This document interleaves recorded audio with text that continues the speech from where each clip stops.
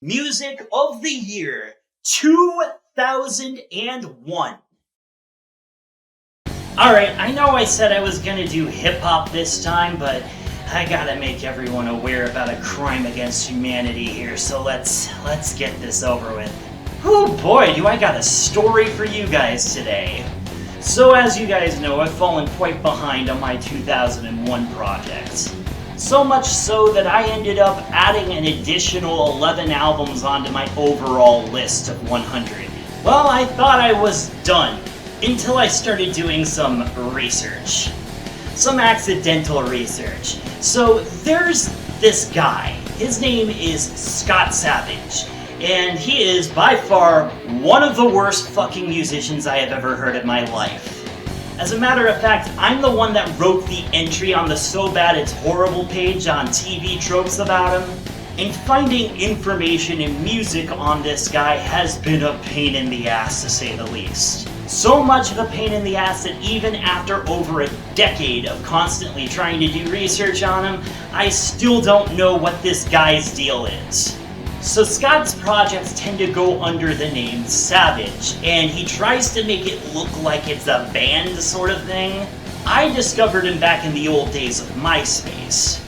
And when I heard his music, oh my god, it just sent like shivers down my spine in the worst way you possibly can. Let me put it this way.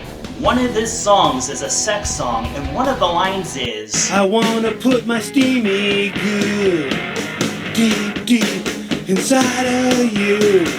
Yeah, we're dealing with that level of quality. This band is so much of an enigma that it's hard to tell if this is a band effort or if he's trying to make it look like a band. Most of the information I have been able to get is that he's based out of Las Vegas, Nevada, that he recently, within the last 5 years lost a spouse, so please don't harass this guy, he's already been through a lot from what I've seen. But as far as his musical projects go, there's not a whole lot of information on him. First off, the album covers tend to be like pictures of famous bands with like pictures of him like plastered over one of the famous band members' faces. I'm not sure if that was intended as a joke. Shit, I don't even know if this whole project is intended as a joke. But I did eventually find all of his music submitted on Spotify. How long it's been there, I'm not sure. But I found him.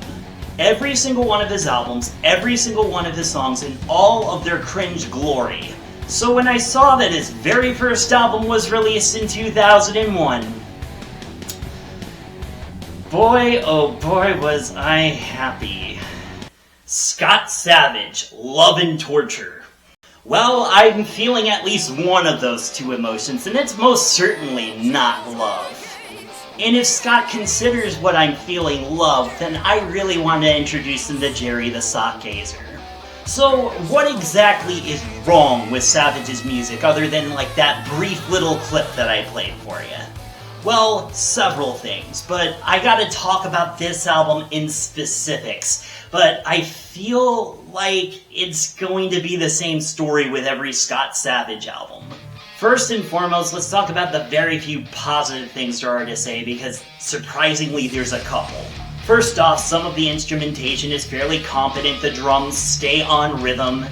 The guitars are okay at best, they just kind of do like occasional shredding here and there. The synthesizer lines are alright and serviceable. As a matter of fact, sometimes they might be the only good thing on the entire song. But that's where the compliments end, baby. All I can tell this guy is that at best, he's eh. And it's only pieces of his music that are eh. First off, let's talk about that production. Holy hell, that production. So, for those of you that are not aware, because some of you are probably watching this not knowing, like, basic terminology when it comes to talking about production, that mixing is awful. So generally speaking, you're supposed to mix music in a way that's supposed to sound pleasant. All the parts should be at least audible. Whatever you want to be in the forefront and most audible needs to be the loudest. Basically creating a mix where all the instruments are represented the way that you want them to be, while also at the same time making sure nothing gets lost in that mix. The mixing on this thing is a joke. The drums are way too high up in the mix, and one thing I didn't state is that Scott Savage is hair metal, right? And I understand that with hair metal and hard rock, you want the drums to hit. You want them to be probably the loudest thing there. But how loud he's made them is almost unacceptable.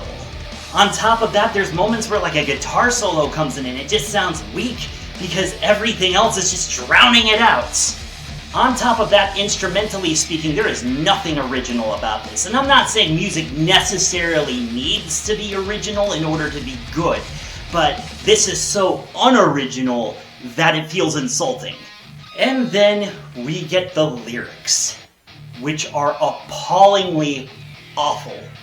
There's moments on here where he's complaining about having been broken up with, and it sounds more like the rants of an insane incel on Reddit. Every time he tries to sound sexy, it's guaranteed to either make your pussy dry as dust or your cock flaccid as a fucking pancake.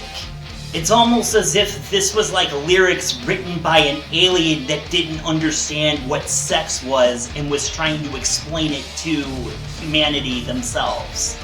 For instance, there's a song on here called I Love Women, and compared to like some of the raunchy lyrics that you hear from like regular ass hair metal, this stuff is like tame in comparison. So tame that it's like, is this even a song about women and how much you love them and how sexy you find them?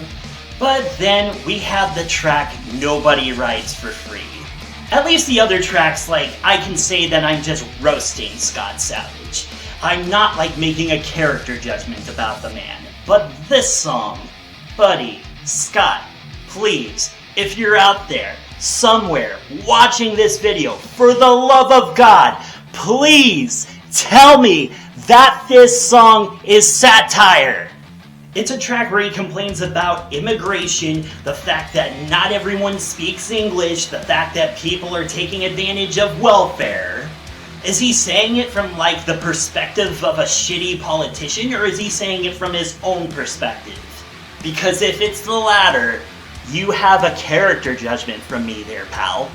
However, for all I know, this entire album, this entire project is just a joke, and he's just trolling us by making everything awful on purpose. One more compliment I'll give him is the track Ghost Town, when there's no vocals, there's barely any drums on there to like pound your ears out.